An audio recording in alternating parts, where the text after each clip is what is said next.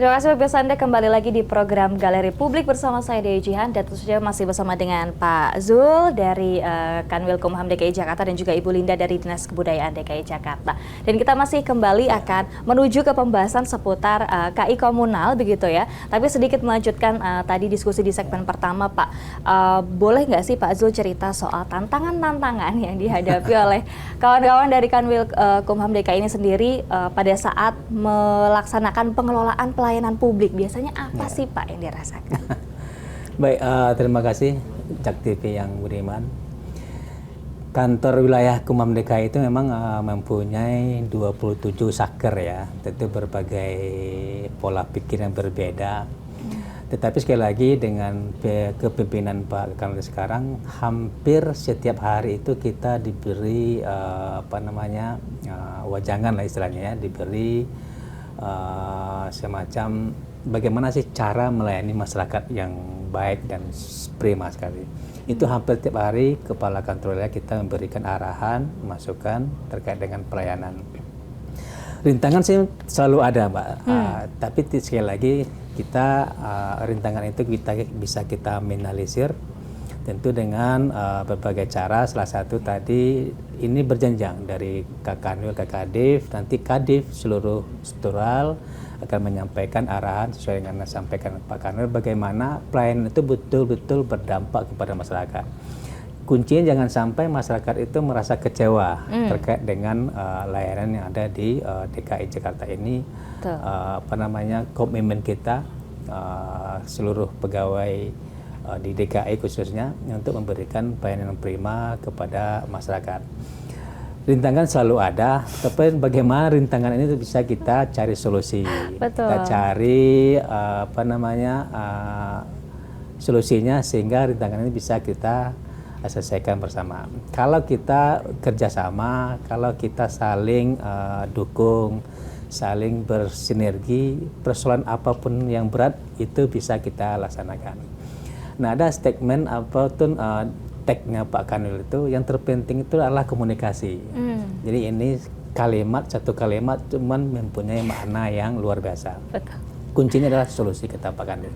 Jadi bagaimana kita berkomunikasi dengan masyarakat, menyampaikan layanan kita kepada masyarakat sejelas-jelasnya, sedetail-detailnya. Dan tekanan Pak Kanwil adalah jangan ada pungli. Semua sesuai dengan aturan, sesuai dengan PNBP yang sudah tentukan, tidak boleh melebihi dari ketentuan. Itu perintah dari pimpinan kami dan itu kita berusaha untuk lakukan.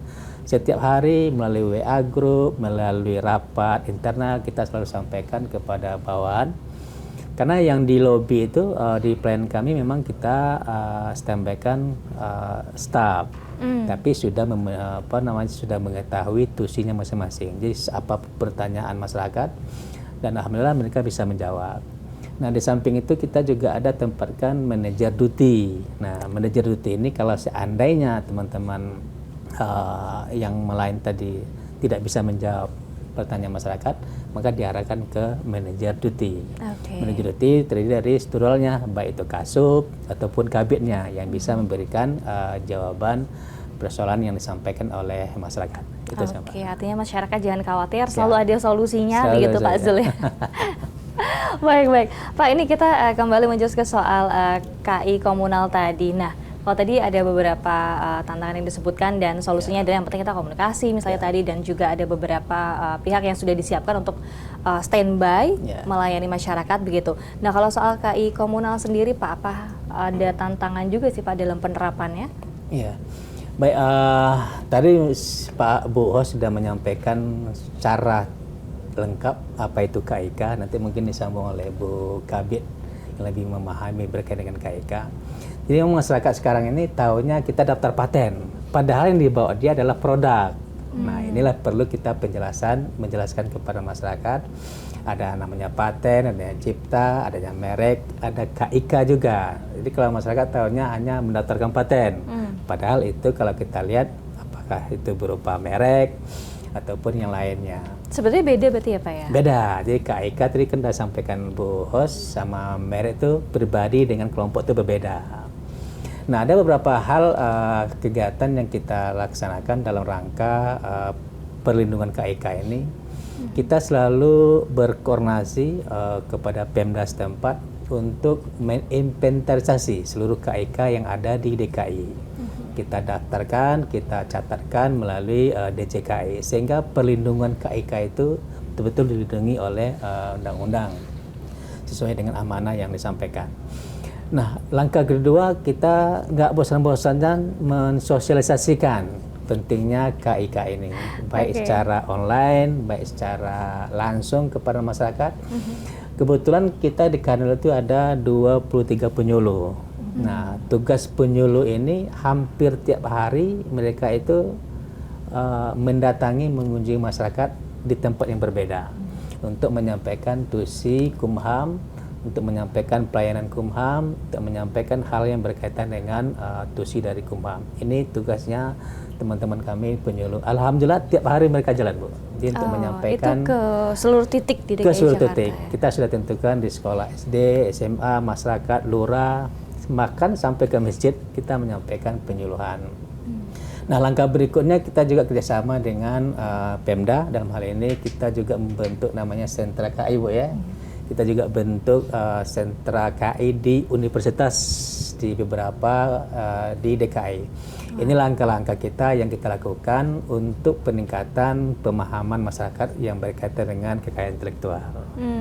Oke, wah banyak ya upaya yang sudah dilakukan begitu, Pak. Tapi misalnya nih kan sekarang serba digital gitu kan, serba apa-apa tuh harus pakai internet gitu. Apakah masih ada kendali sih, Pak, soal bagaimana pemahaman masyarakat dengan teknologi yang sudah digunakan oleh teman-teman dari Kanwil Kumham DKI? Mereka udah bisa belum melakukannya secara digital tadi? Iya. Baik, tadi dari awal untuk menjawab pertanyaan Bu Os tadi, solusi yang sekarang kita tawarkan kepada masyarakat, kita menaruh QR tadi, QR barcode di seluruh kantor wilayah. Mohon doanya dalam 3 bulan ini semuanya mudah-mudahan sudah selesai kita letakkan. Memang ada beberapa masyarakat kita yang katakanlah gaptek ya, berkaitan dengan HP. Nah, di kantor lurah kemarin kita juga komunikasi dengan Pak Lurahnya, kalau seandainya masyarakat datang tidak bisa menggunakan HP untuk melihat QR yang ada di sana, maka teman-teman dari kelurahan bersedia, Mbak, untuk membantu menjadi kepanjangan tangan masyarakat gitu itu untuk bagaimana cara melihat QR yang ada di kantor lurah. Itu, Pak. Oke, baik. Kalau dari mungkin Ibu Linda sedikit menambahkan soal tadi bagaimana proses sosialisasi dan segala macam. Kalau dukungan dari Dinas Kebudayaan barangkali ada yang juga dilakukan untuk bisa masyarakat semakin memahami bahwa KI komunal itu juga penting. Gitu. Baik, terima kasih Mbak Jihan, pemirsa JEK TV yang budiman.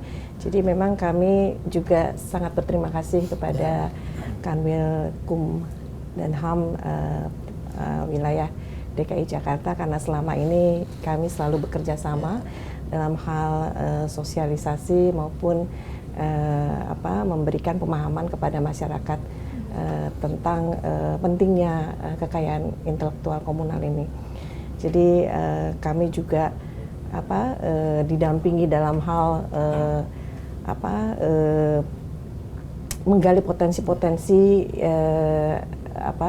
karya cipta yang ada di masyarakat, khususnya karya cipta komunal yang ada di masyarakat di DKI Jakarta, pendampingan dalam hal juga